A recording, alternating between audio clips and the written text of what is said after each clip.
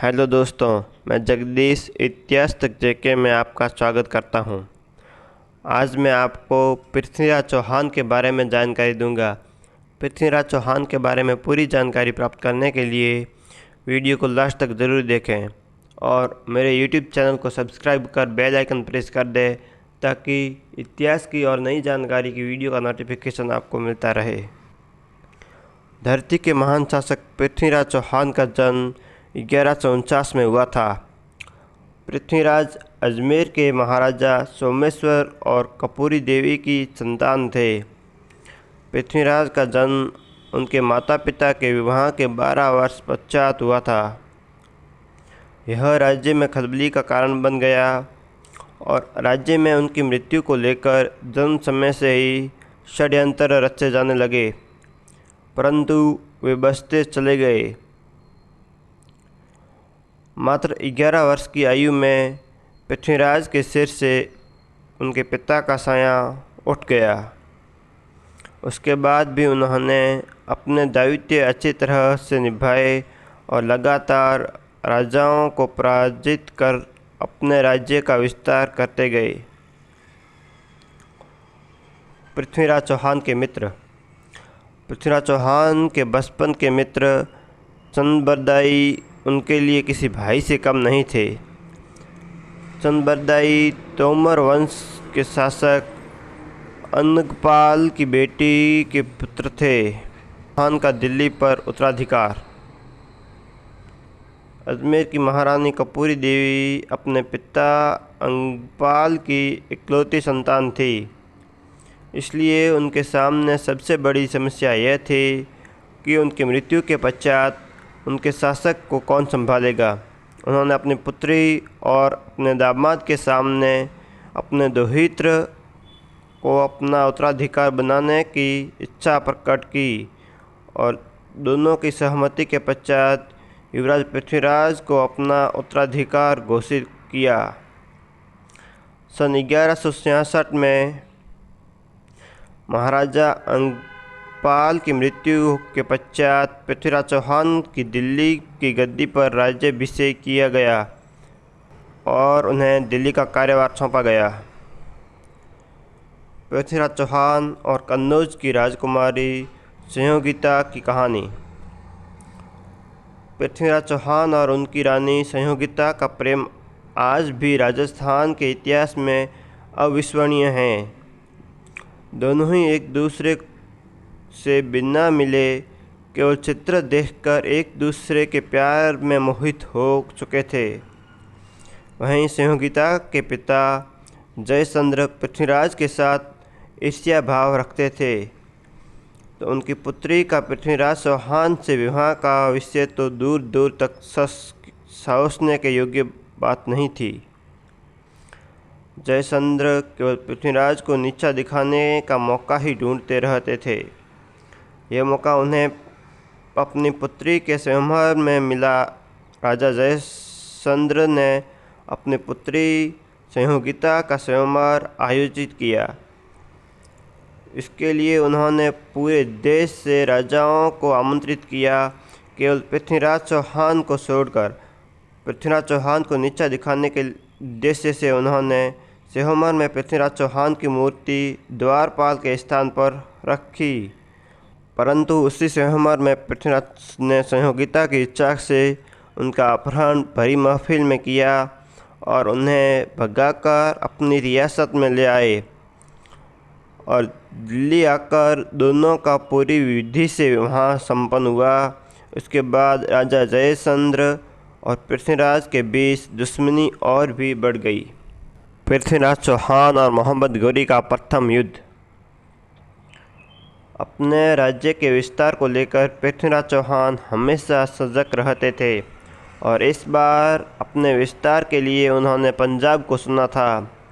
इस समय संपूर्ण पंजाब पर मोहम्मद गौरी का शासन था। वह पंजाब के भटिंडा से अपने राज्य का शासन करता था। गौरी से युद्ध किए बिना पंजाब पर शासन नामुमकिन था, तो इस उद्देश्य से पृथ्वीराज चौहान ने अपनी विशाल सेना को लेकर गौरी पर आक्रमण कर दिया। अपने इस युद्ध में पृथ्वीराज ने सर्वप्रथम हंसी, सरस्वती और सरहिंद पर अपना अधिकार किया, परंतु इस बीच अनहिलवाड़ा में विद्रोह हुआ और पृथ्वीराज को वहां जाना पड़ा और उनकी सेना ने अपनी कमांड खो दी और सरहिंद का किला फिर खो दिया।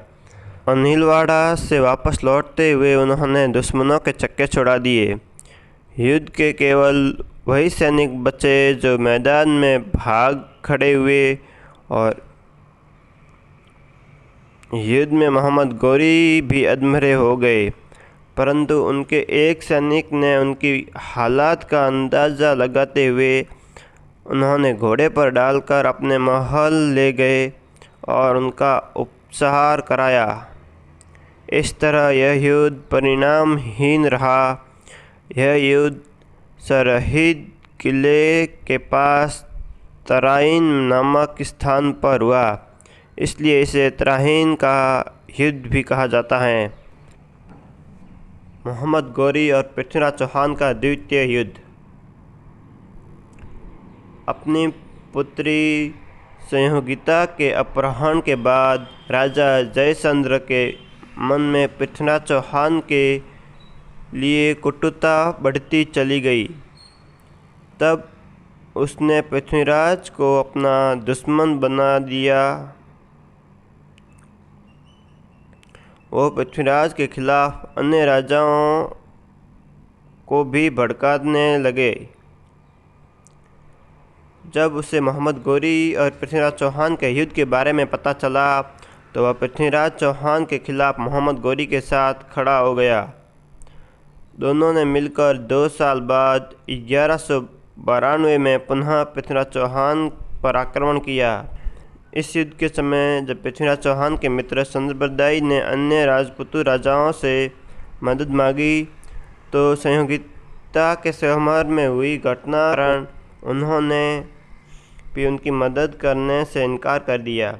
ऐसे में पृथ्वीराज चौहान ने अकेले पड़ गए और उन्होंने अपने 3 लाख सैनिकों के द्वारा गौरी की सेना का सामना किया।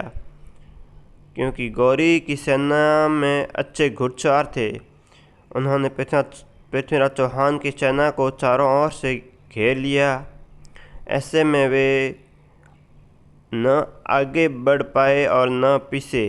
इस युद्ध में पृथ्वीराज चौहान की हार हुई और बाद में पृथ्वीराज चौहान और उनके मित्र संबरदाई को बंदी बना लिया गया।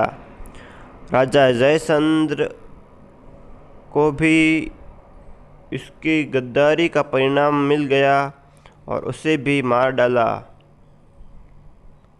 अब पूरे पंजाब, दिल्ली, अजमेर और कन्नौज में गौरी का शासक था।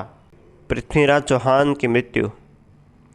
गौरी से युद्ध के पश्चात पृथ्वीराज को बंदी बनाकर उनके राज्य ले जाया गया और पृथ्वीराज चौहान की आँखों को लोहे के गर्म सरिये द्वारा जलाया गया। इससे वे अपनी आँखों की रोशनी खो बैठे। जब पृथ्वीराज से उनकी मृत्यु के पहले आखिरी इच्छा पूछी गई तो उन्होंने भरी सभा में अपने मित्र संबरदाई के शब्दों पर शब्दभेदी बाण का उपयोग करने की इच्छा प्रकट की और इस इच्छा प्रकट संबरदाई द्वारा बोले गए दोहे का प्रयोग करते हुए उन्होंने गौरी की हत्या भरी सभा में कर दी। इसके पश्चात अपनी दुर्गति से बचने के लिए दोनों ने एक दूसरे की हत्या कर ली और जब संयोगिता ने यह खबर सुनी तो उसने भी आत्महत्या कर ली।